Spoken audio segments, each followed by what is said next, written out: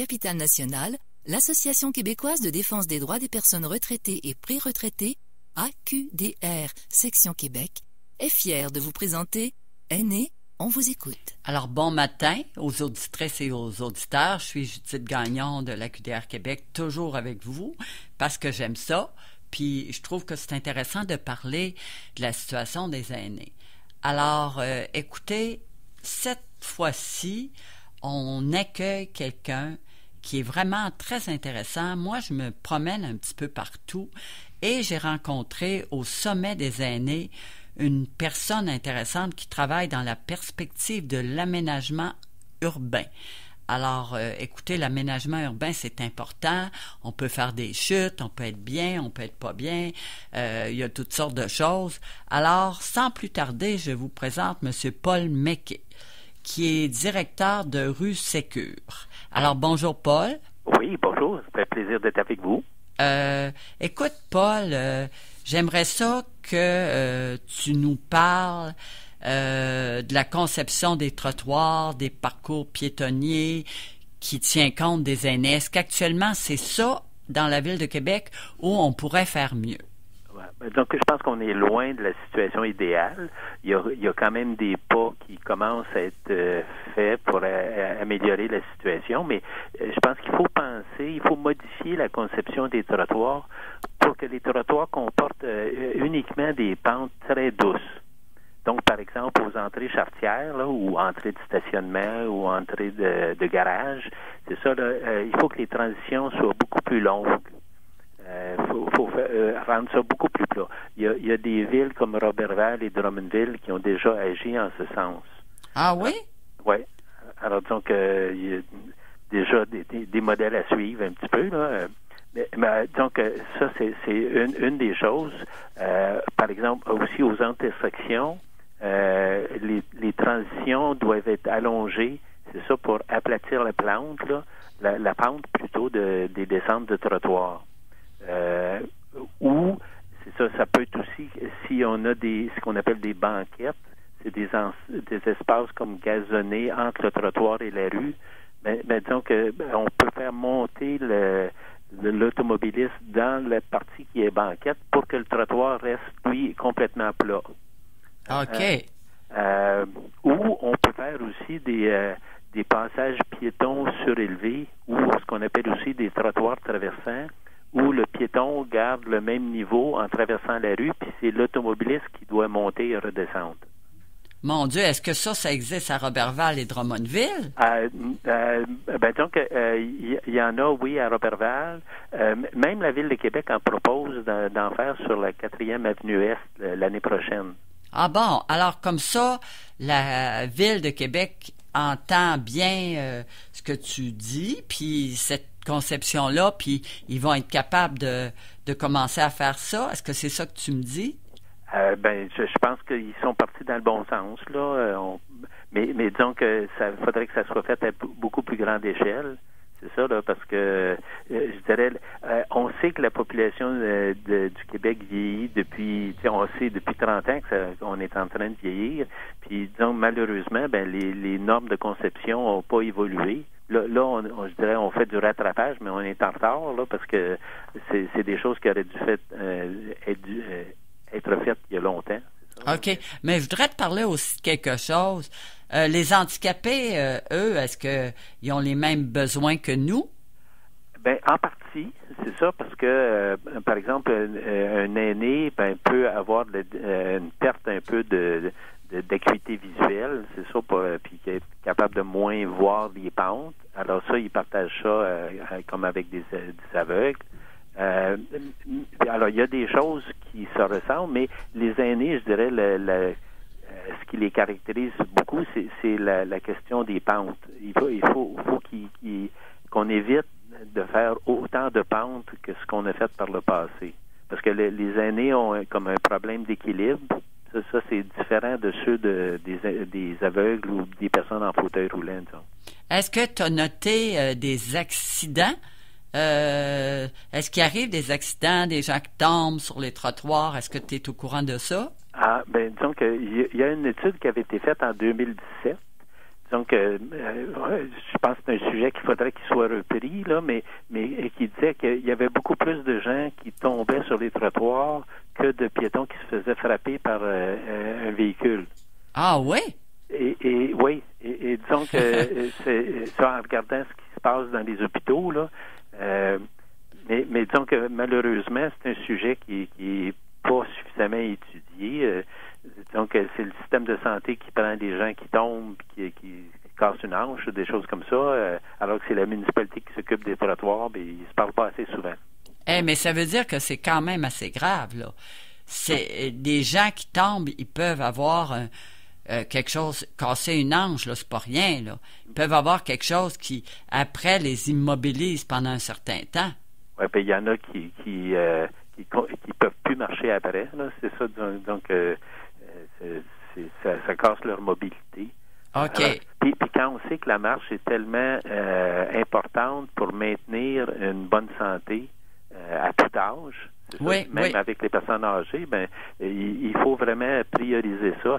C'est le meilleur moyen de prévention qu'on a dans le système de santé. C'est la marche. Ah, je pense que oui, là. J'ai rencontré Jean-Pierre Després de Vitam qui m'en a parlé amplement, là, puis on adhère à ça, là, le mouvement QDR. Ouais. Mais parle-nous aussi des traverses piétonnes.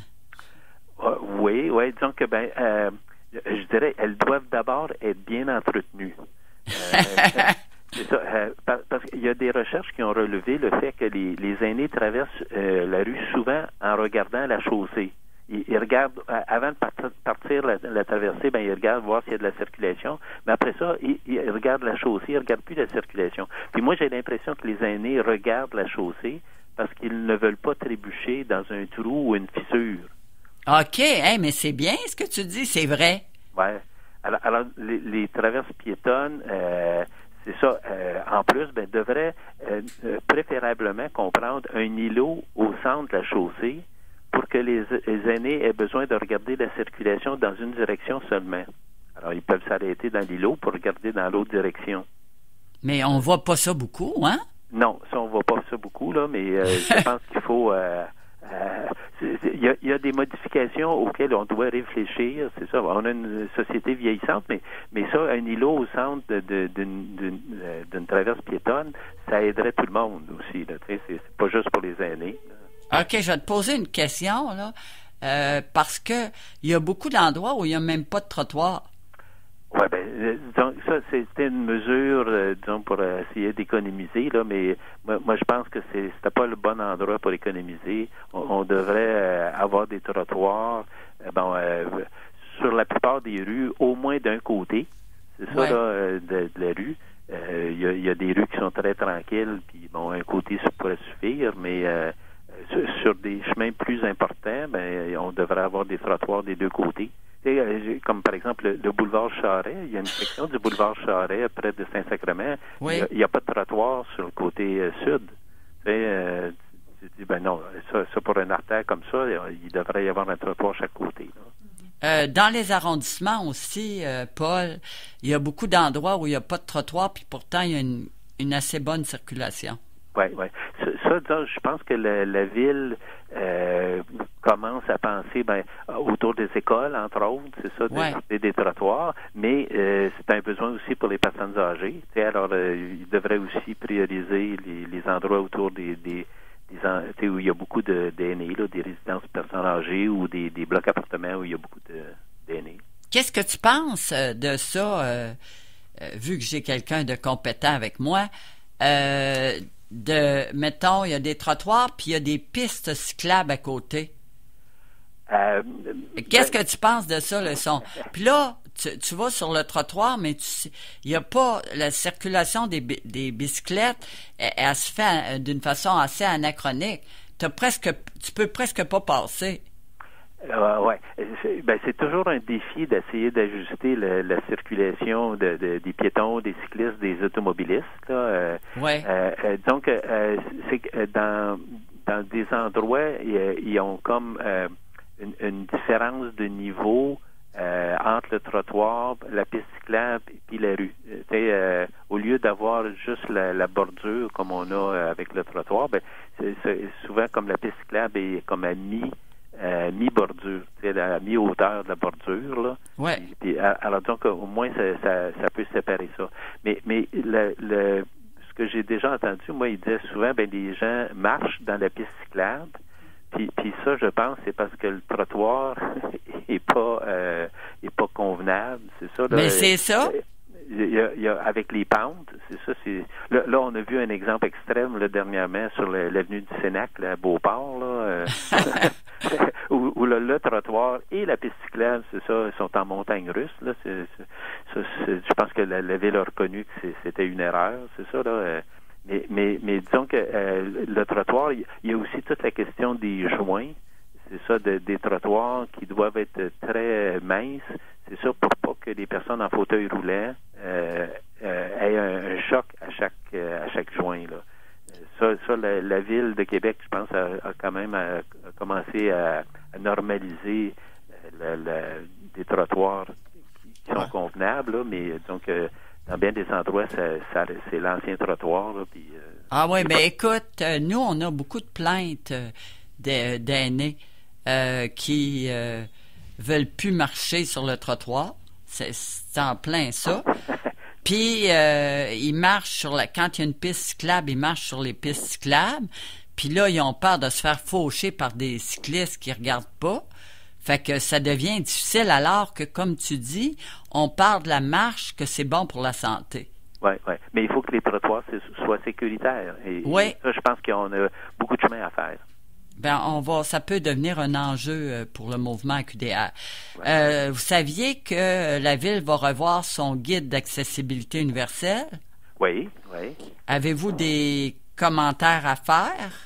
Bon, j'ai 3 points. Là. Disons que le premier, c'est que la Ville doit améliorer ses pratiques quant à la protection des chantiers. Quand il y a de la construction, entre autres, par exemple, la réparation de trottoirs ou des choses comme ça, là, il existe déjà un chapitre dans un document de la Ville qui traite de ces enjeux, mais la Ville ne respecte pas les exigences qui sont contenues. Ah bon, tu as vu ça? Vous avez vu ça? C'est le chapitre 16 là, qui est sur les chantiers. Mais j'ai fait énormément de plaintes à la Ville, c'est ça, puis j'ai eu dernièrement une conversation avec un des responsables aux travaux publics, là, oui. Puis, qui était au courant qu'il y avait une révision, puis j'ai passé des suggestions, c'est ça, sur des améliorations qu'il pourrait faire dans les pratiques de la Ville. En tout cas, ça, c'est le premier point. Le deuxième point, c'est que elle devrait modifier sa pratique, la Ville de Québec, là, pour les plaques podotactiles. On commence à voir ça, là, c'est des plaques en fonte, c'est ça, qui sont comme boursouflées.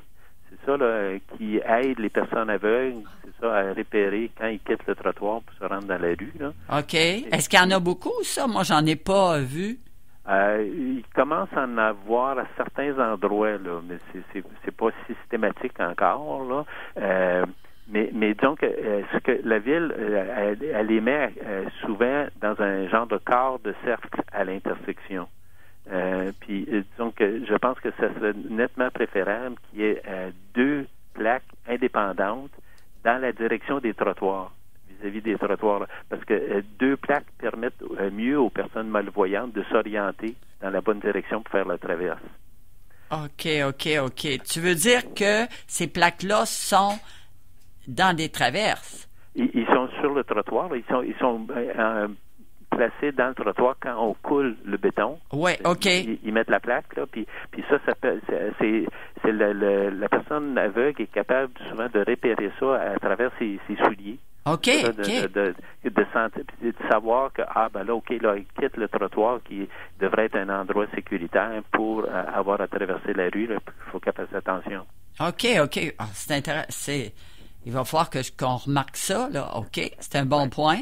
Puis je dirais, le troisièmement, le guide doit accorder une plus grande attention aux besoins des aînés qui ont de la difficulté à marcher. Donc, par exemple, garder des arrêts d'autobus rapprochés. Comme le RTC a enlevé plusieurs arrêts d'autobus dans les quartiers Saint-Jean-Baptiste, Montcalm et Saint-Sacrement, près des résidences où il y a beaucoup de personnes aînées, mais ce qui allonge considérablement les distances et la durée de marche. Et ça, je me dis, c'est le guide d'accessibilité, là, il faudrait qu'on tienne davantage compte des aînés, là. Sais-tu que tu tombes totalement là, dans les commentaires que les gens nous ont faits? C'est dans le quartier Saint-Sacrement, là, il y en a qui nous ont appelés puis qui ont dit que c'est incroyable, qu'ils peuvent moins, qu'il faut qu'ils marchent trop. Puis je ne sais pas si la rue Saint-Vallier va devenir dans un sens unique. Ouais. Et puis il paraît que les gens ils nous ont dit qu'ils vont être obligés d'aller prendre l'autobus sur Charest. Oh. Alors, tu t'imagines la distance, puis c'est pas toutes des gens en grosse forme, là. Oui. Mais ça, un des problèmes, c'est que les gens qui planifient ces interventions-là sont souvent des jeunes. C'est ça, là, puis ils se basent sur leur propre expérience. C'est ça, puis c'est qu'il faut que tu te mettes dans la peau d'autres types de personnes. Tu sais, il faut que tu vois ça comme une personne qui a de la misère à marcher. Il faut que tu regardes ça comme un cycliste. Il faut que tu regardes ça comme un automobiliste. Il faut que tu tiennes compte de tout le monde. C'est ça quand tu fais des aménagements. Parce que j'ai vu dans un document que j'ai pris, là, que vous aviez fait, l'aménagement urbain, puis on l'avait consigné aussi, la proportion d'aînés dans la ville de Québec est importante. Oui, j'ai pas le chiffre exact, mais ça doit... Gars, vous aviez mis 28 c'est Trois-Rivières. Ouais. Mais à Québec, ça doit être sensiblement la même chose. Là, on est quand même 65 ans et plus, une grosse cohorte.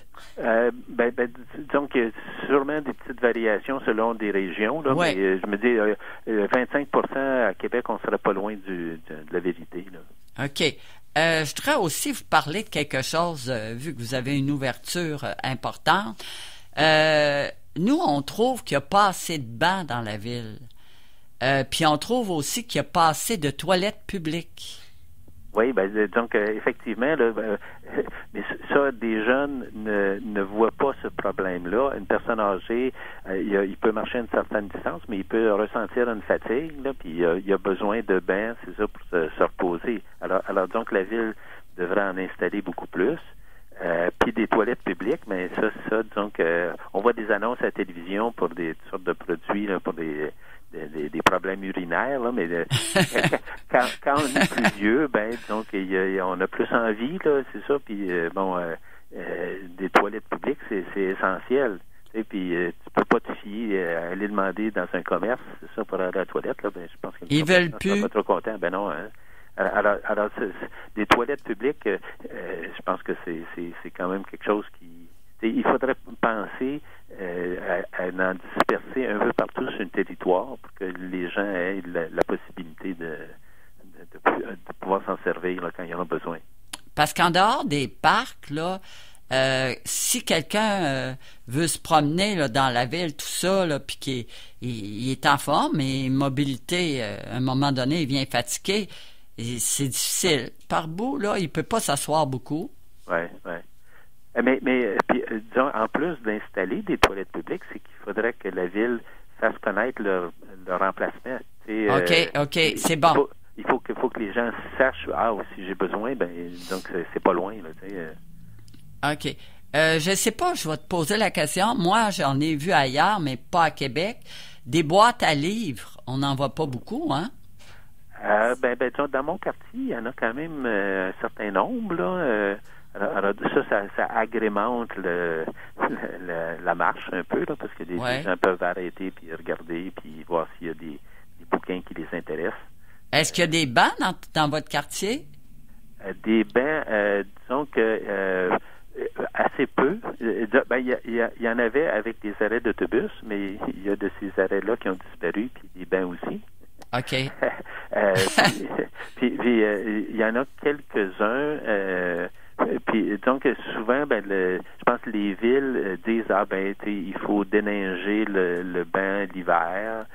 En tout cas, il y aurait moyen de trouver des façons de régler ce problème-là, là, pour que ça, parce qu'il y a des gens qui marchent l'hiver aussi, hein. Donc il faut qu'il y ait des endroits où ils peuvent se reposer.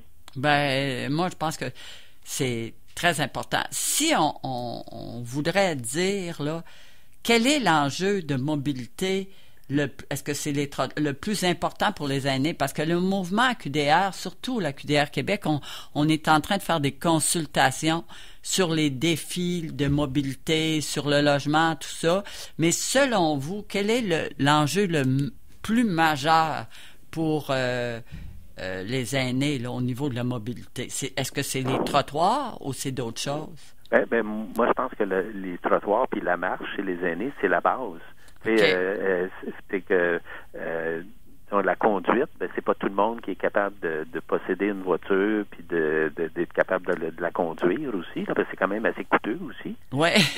Puis le transport en commun, oui, ça peut servir, mais souvent, en tout cas moi, dans ma perception, c'est que des aînés aimeraient ça trouver des services à proximité, avec lesquels ils peuvent se rendre facilement, à pied. Donc, oui. Alors donc, pour moi, les trottoirs, c'est un enjeu majeur, là, c'est ça, pour la mobilité des aînés. OK, ça, je le note, là, puis on va le dire, puis merci, parce qu'on va le placer dans nos revendications. Mais il y a une chose, ça déborde un peu, mais vous allez peut-être pouvoir m'aider. Il y a beaucoup d'aînés qui ne veulent plus prendre l'autobus. Ils trouvent ça dangereux. Donc, quand ils débarquent aussi là, par en arrière, là, ils ont peur de se casser le cou. Oui.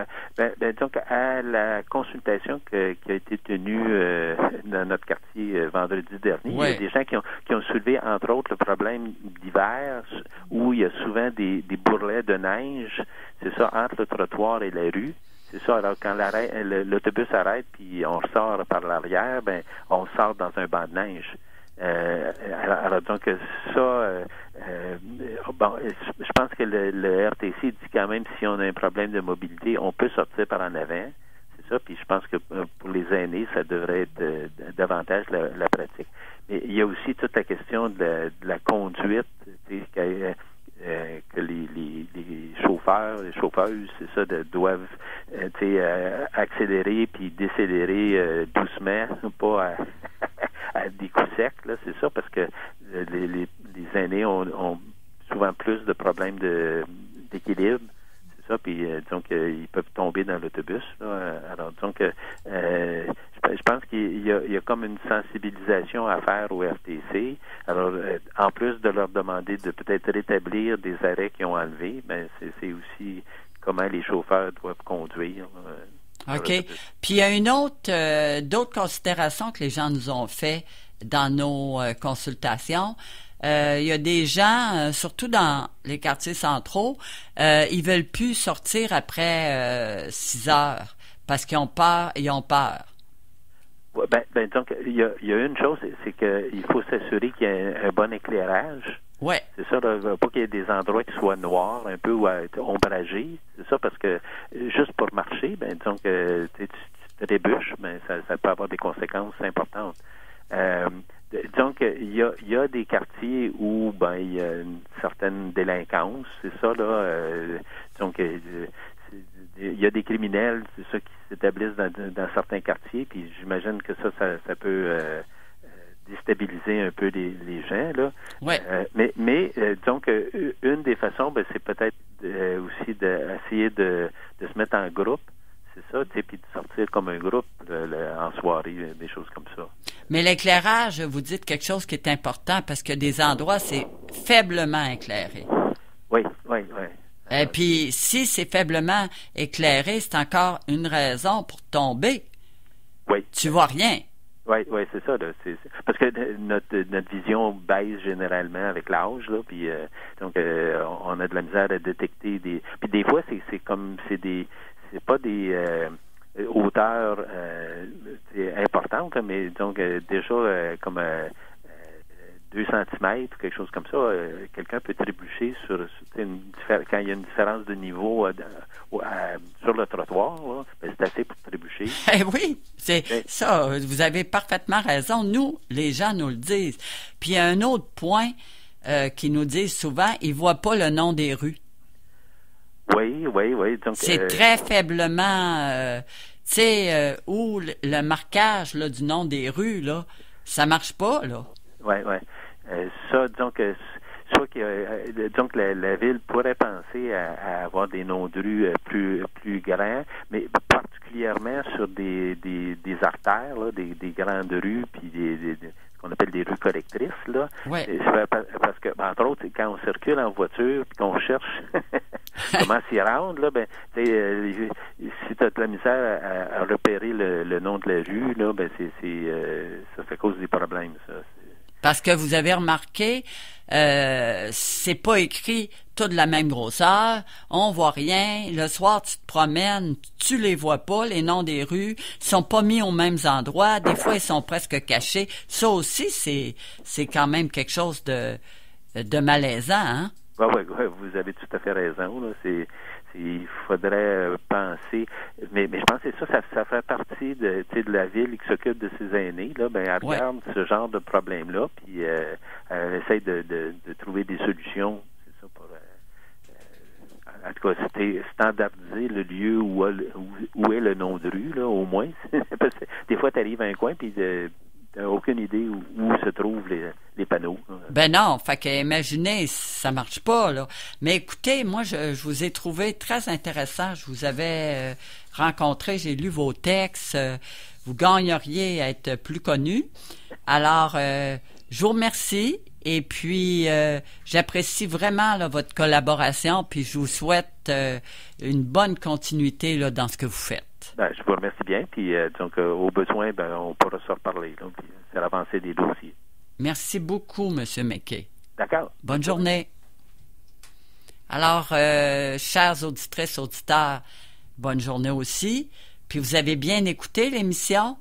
Faites attention. Puis nous, on est là pour faire des revendications. On est un organisme de défense des droits. Merci et à la semaine prochaine. L'Association québécoise de défense des droits des personnes retraitées et pré-retraitées, AQDR, section Québec, est fière de vous avoir présenté Aînés, on vous écoute. Pour connaître tous les services offerts, visitez le aqdr-québec.org ou encore téléphonez au 418-524-0437, poste 0.